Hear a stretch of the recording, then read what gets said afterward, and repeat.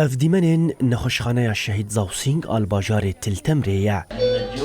هاي كتبت لك دواء ان شاء الله تاخذينه خلال اسبوع.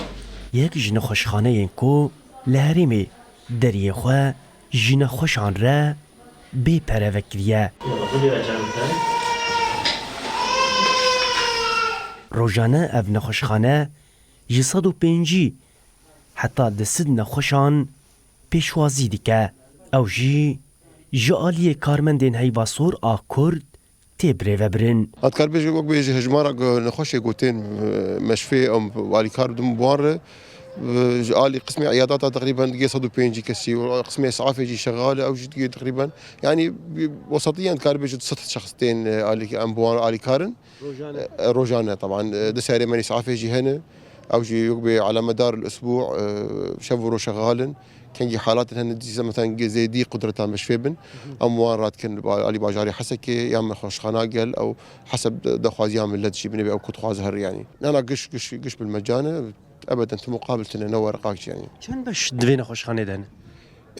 باش برن براستي باش مخاض هي نسائيه هي داخليه هي اطفال هي باش اشعه بسيط هي مخبره اسعافي تكار بيجي بقدرات باش هنا او موجوده. نخوشن کو سردانا نخوشخانه دکن دبیجن لطيفين والله براستي كسين لفر خدمت دكن پر باشن ام جوان پر رازينا. دکتور عمر او یک جی کارمندین کو جی خو دناون دا لزگین آن خوشخانه دا دگره دبیجه دوان دمین داوی دا وان گلک نخوشن کو بجعری کتنه پیشوازی کرنه او جی جبر چافکانیا آوان نپاقجه.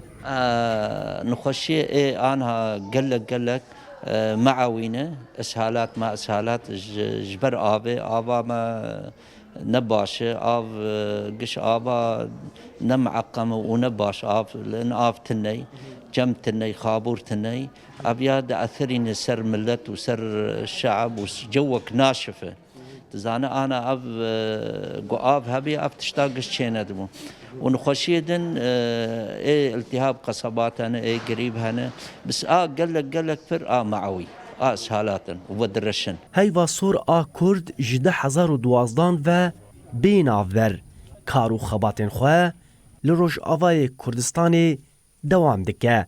ایرو هیواسور نیزی پینجی ناوندین خواهین تندرستی بی برانبر لپیشیان نخوشان لهرمان باکور و رجلات سوریه ذکریه.